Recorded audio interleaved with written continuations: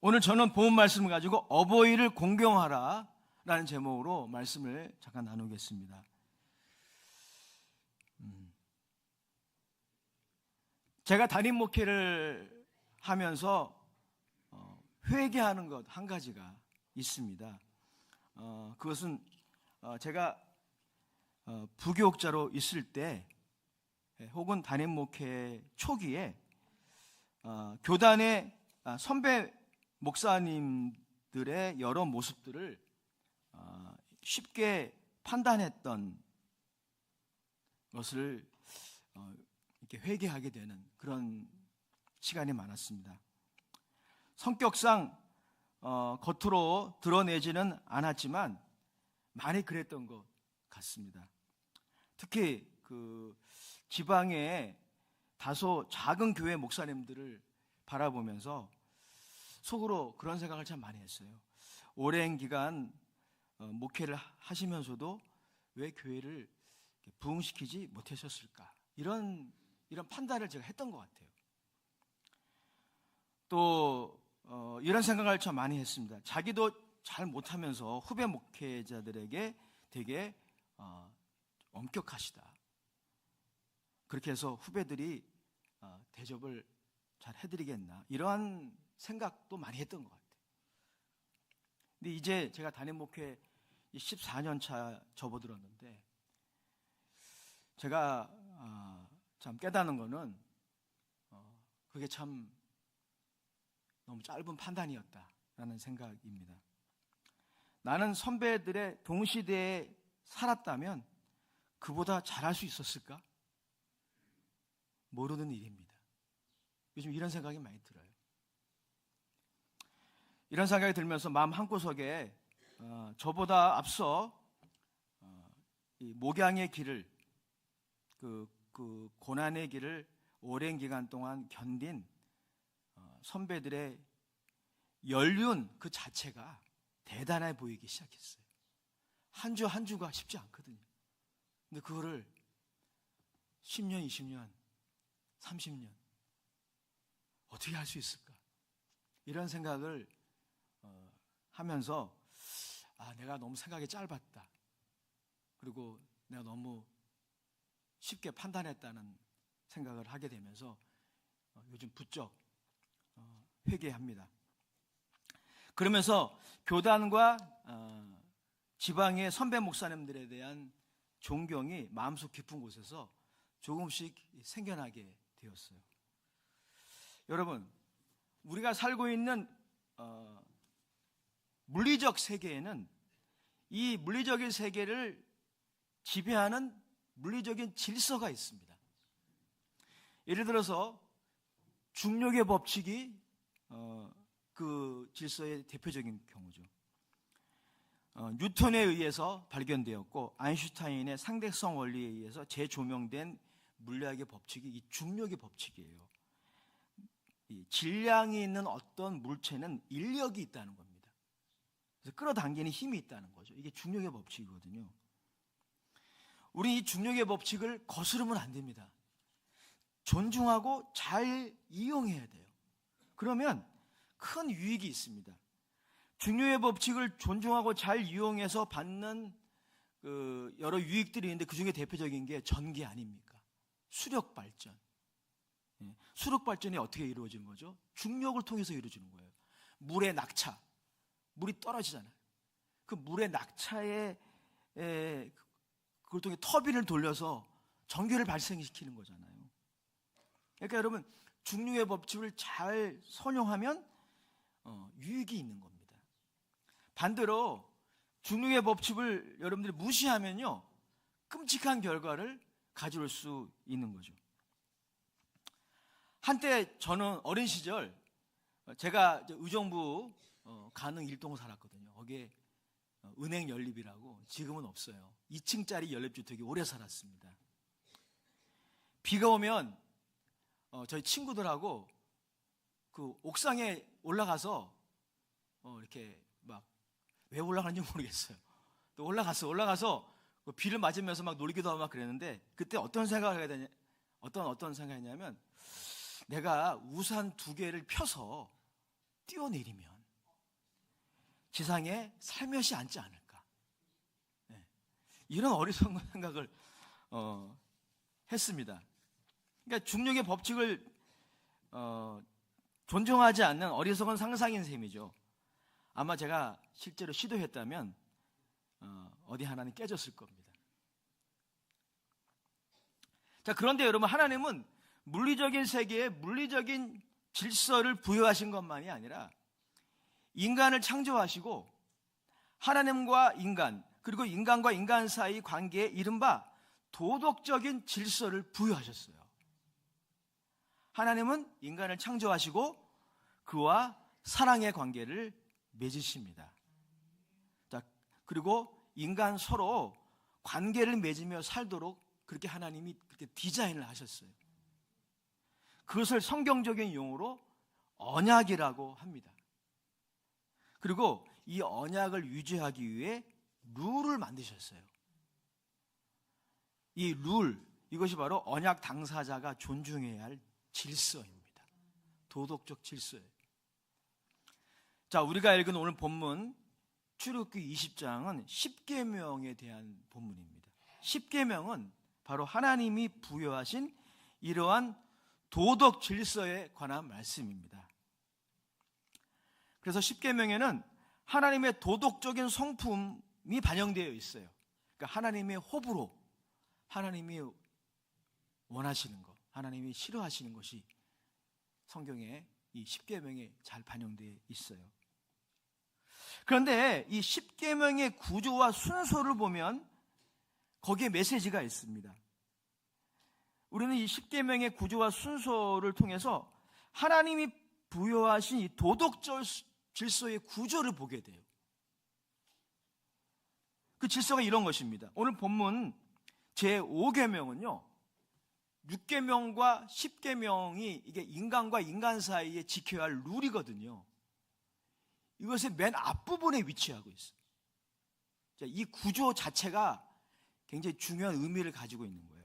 자, 이것은 뭐와 비슷하냐면 제1계명, 제1계명이 제2계명과 4계명 앞에 있는 거하고 비슷한 거예요. 제2계명과 제4계명은 하나님과 인간 사이에 우리가 지켜야 할 룰에 관한 거거든요. 근데 그것의 가장 꼭대기에 제1계명이 있는 것처럼 제5계명이 그런 역할을 한다는 것입니다. 그렇습니다, 여러분. 인간은 어떤 존재죠?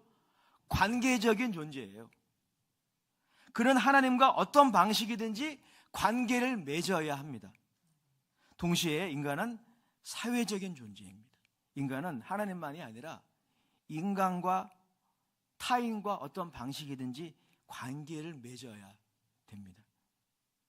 그래서 제1계명이 하나님과의 관계에 있어 또 하나님과의 언약에 있어 지켜야 할 질서에 관한 기초적인 계명이라면 제5계명은 6계명부터 10계명까지에 나와 있는 인간과 인간 사이에 지켜야 할 도덕 질서의 가장 기초가 되는 계명이에요.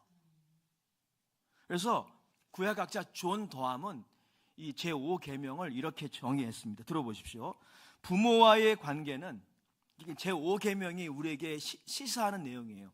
부모와의 관계는 모든 사회적 관계의 출발점이라는 거예요.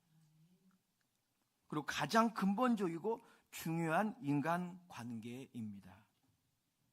제5계명은 그래서 단순히 윤리적인 명령을 넘어 언약 공동체의 사회적인 질서를 세우는 일에 근본적인 원리라는 거죠. 또한 여러분, IVP 출애굽기 주석에 따르면요, 만일 어버이가 가정에서 그의 권위가 존중을 받는다면 사회에서 그 일이 연장될 것이다라고 생각할 수 있다는 것이죠. 그러니까 여러분, 가정에서 어버이 공경이 이루어지면 그걸로 끝나는 게 아니라 사회에서 만나는 모든 인간관계에도 영향을 준다는 거예요. 예, 좋은 영향을 주는 거예요. 예. 좀 전에 우리 장로님께서 우리 대한민국 사회가 서로 존중하고 배려하는 사회가 되기를 기도하셨는데 너무 성경적인 기도예요. 근데 그 기초가 되는 게 뭐냐면 어버이 공공이라는 거예요. 부모와의 관계가 다른 모든 관계의 문을 연다는 거죠. 빅터 해밀턴이라고 하는 구약학자도 이렇게 말했습니다. 출애굽기 20장 12절의 말씀은 부모를 적절히 존중하지 않는 것이 다른 관계들을 위반하는 길을 열어주며 타인을 존중하기보다 유용하는 태도로 이어질 수 있음을 시사하는 것일 수 있습니다. 의미심장한 거예요. 예.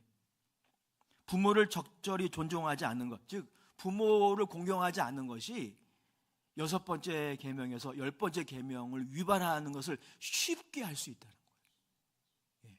살인하지 말라, 독주하지 말라, 간음하지 말라, 이웃의 것을 탐내지 말라. 이 계명을 범하는 것이 이 쉬워지는 길을 만들 수 있다는 것입니다. 자, 그렇다면 여러분, 이 어버이 공경의 계명, 이 출애굽기 20장 12절의 계명을 좀 더 면밀히 한번 생각해 보겠습니다. 자, 20장 12절 말씀 다 같이 한번 읽어보겠습니다. 시작. 내 부모를 공경하라.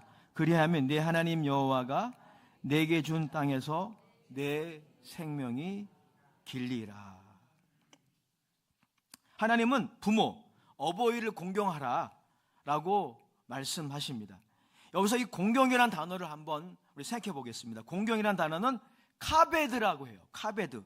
이 단어는 절대적 복종이나 혹은 어버이의 원하는 것을 다 들어드리는 그런 의미는 아니에요.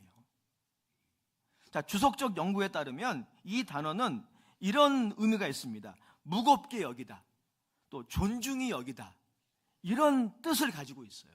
그래서 좀 더 쉽게 해석하면 이런 것이죠. 누군가에게 우선권을 주고 진지하게 대하다. 누군가를 우선시하는 것. 순서에 있어서 우선시하고 또 그것을 통해서 진지하게 대하는 것. 이것을 이 공경이라고 해석해야 된다는 것이죠. 반면에 여러분이 공경에 반대되는 단어는 카알이라고 하는데 이 단어는 가볍게 여기다, 모욕하다 이런 뜻이 있습니다. 자, 요약해 본다면 오늘 20장 12절의 이 말씀은 이렇게 이해할 수 있는 것입니다. 하나님이 말씀하신 어버이 공경은 어버이를 하나님의 대리자나 대표로 생각을 해서 절대 복종하거나 그의 원하는 바를 다 이루어드리는 그런 의미가 아니라는 거예요. 그렇지 않습니다. 하나님이 그런 걸 원하는 게 아니에요. 어버이 공경은, 하나님 말씀하신 어버이 공경, 부모 공경은 그의 우선적인 지위를 인정하고 사랑하는 것을 의미합니다. 사랑의 핵심이에요. 사랑하면 누군가를 존중할 수밖에 없어요. 그 사람의 됨됨이 때문이 아니라 그 사람의 지위 자체를 존중할 수밖에 없는 거예요. 그게 오늘 하나님 말씀하신 부분입니다.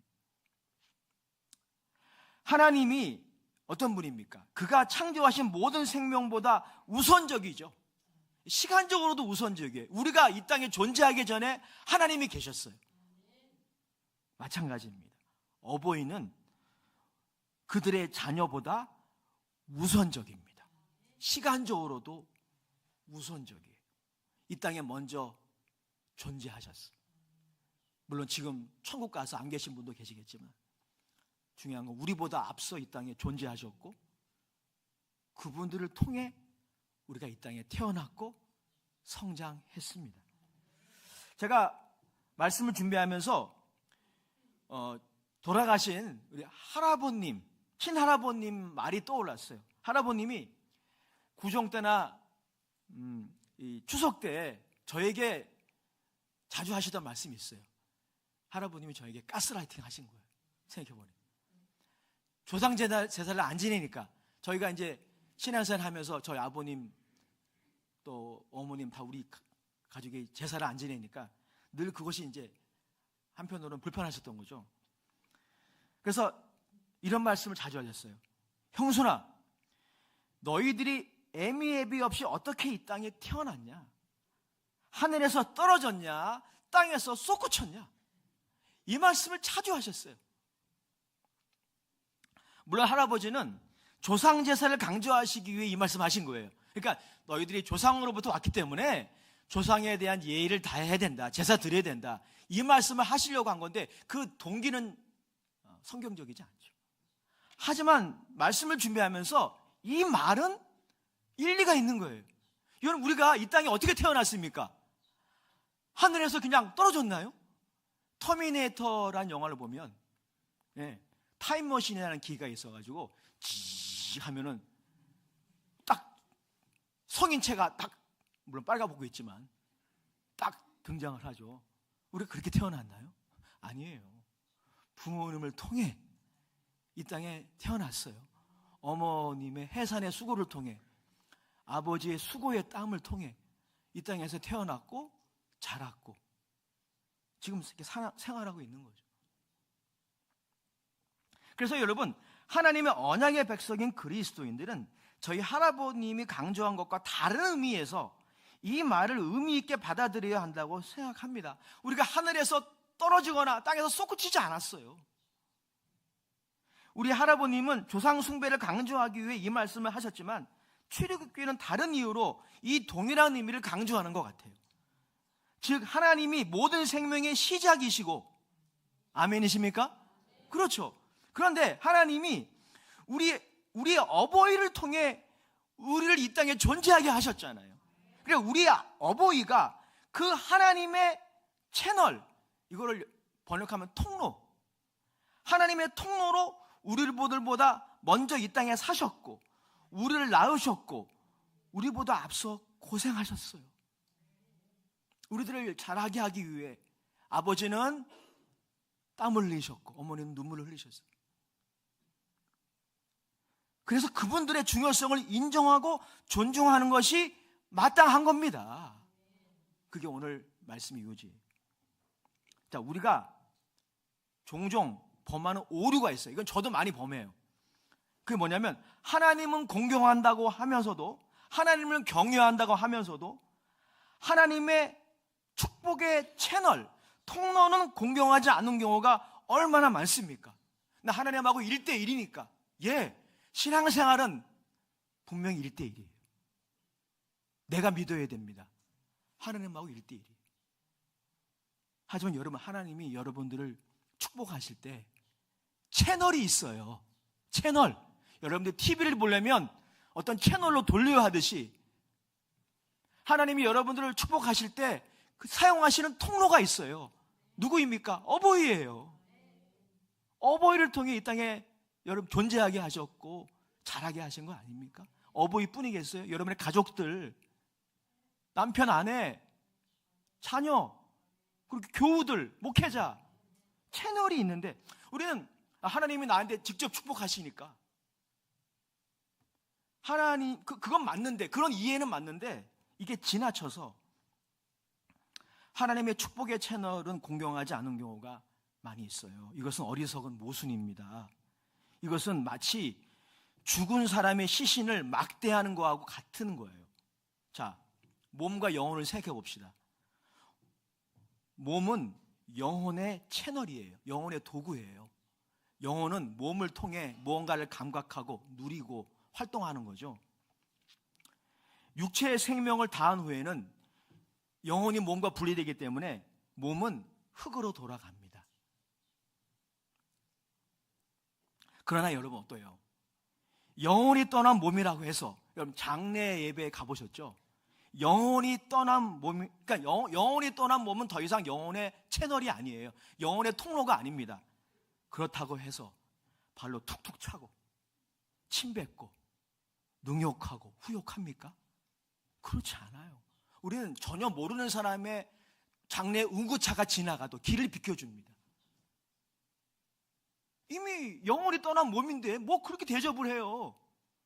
이미 그 기능이 끝났는데. 아니잖아요. 존중하잖아요. 우리 어버이 이미 돌아가신 분도 계시고 이제는 여러분들을 축복하는 채널이 아닐 수도 있어요. 하지만 존중해야 됩니다. 하나님의 도구였기 때문에, 하나님의 채널이었기 때문에, 아니 그리고 채널이시기 때문에 우리는 존중해야 합니다. 그러므로 어버이의 공경은 복 받는 비결이기 때문에 해야 되는 게 아닙니다. 그것은 예수 그리스도를 통해 하나님과 언약을 맺은 하나님의 백성에게 하나님이 마땅히 요구하시는 계명이에요. 그러므로 하나님을 여러분들이 경외하는 백성이라면, 여러분 질문하겠습니다. 하나님을 경외하시나요? 여러분들이 하나님을 경외하는 백성이라면 하나님의 축복의 채널로 사용받으신, 또 사용받고 계시는 어버이를 공경하는 것은 마땅합니다. 그래서 여러분, 오늘 20장 12절에 어버이를, 부모를 공경하라고 하니 공경이라는 단어, 이 카베드라는 단어를 하나님을 공경하다라는 그 공경에도 사용해요. 성경은 잠언서 3장 9절에 너의 소산물의 첫 열매로 여호와를 공경하라고 하셨거든요. 그 공경이 카베드예요. 무엇을 시사합니까? 하나님을 경외한다면, 하나님을 공경한다면 어버이를 공경하는 것이 마땅한 겁니다.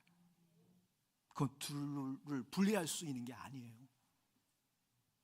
에베소서 6장 1절에 사도 바울이 이 계명을 나중에 이렇게 해석했어요. 다 같이 한번 읽어보겠습니다. 에베소서 6장 1절의 말씀입니다. 시작. 자녀들아, 주 안에서 너희 부모에게 순종하라. 이것이 옳으니라. 다른 조건이 부연되지 않아요. 이것이 옳아요. 그래서 어버이 공경해야 되는 거죠. 자, 그 다음에 여러분, 이 계명에는 다른 계명과 달리 약속이 부연되어 있습니다. 추가되어 있습니다. 다시 한번 우리 같이 출애굽기 20장 12절 말씀 읽어보겠습니다. 시작. 내 부모를 공경하라. 그리하면 내 하나님 여호와가 내게 준 땅에서 내 생명이 길리라. 출애굽기 21장 15절 17절에 보면 또 이렇게 말씀하고 있어요.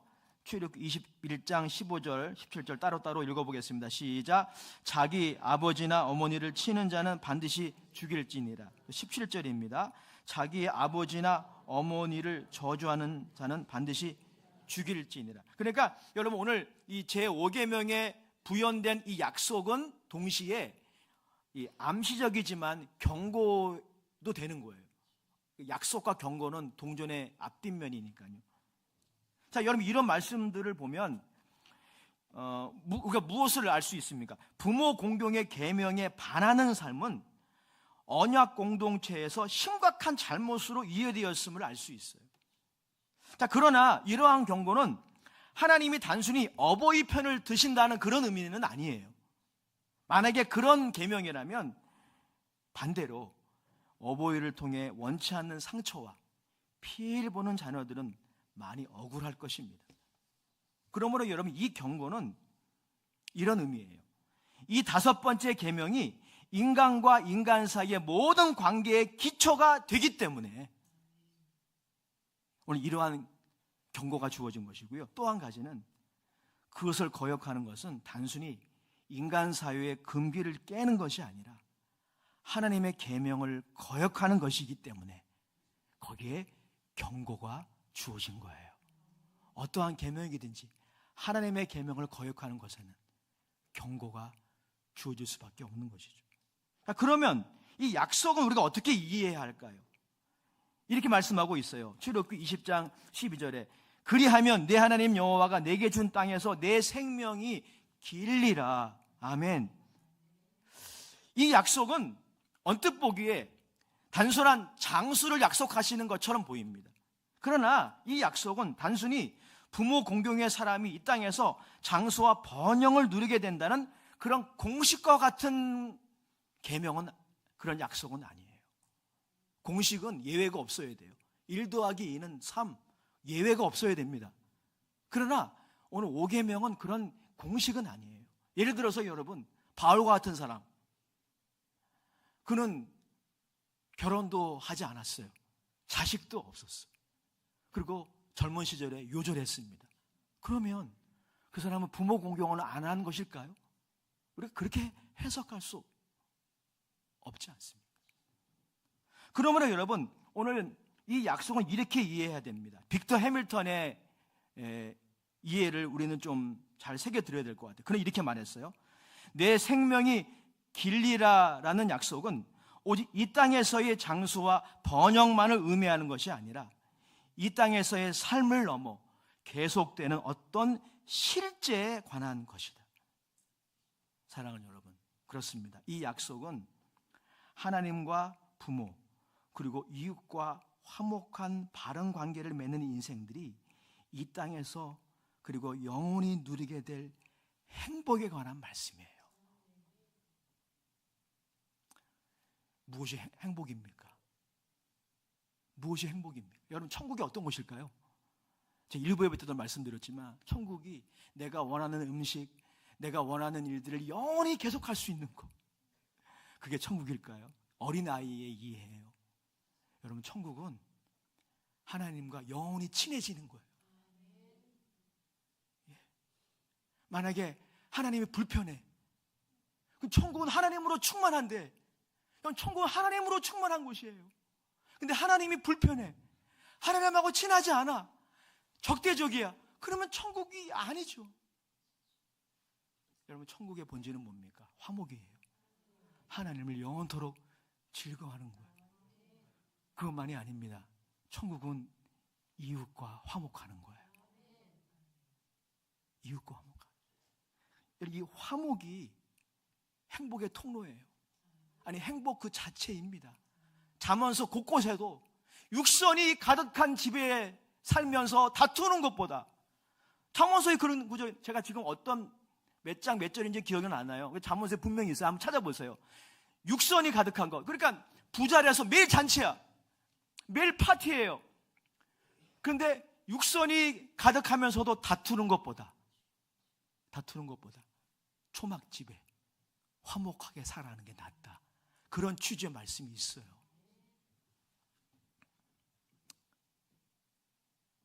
사랑하는 여러분, 이것이 바로 이 땅에서 우리가 그리고 영원히 누리게 될 행복의 본질입니다. 여기에 이러한 행복의 연쇄고리가 있습니다. 자, 이런 것입니다.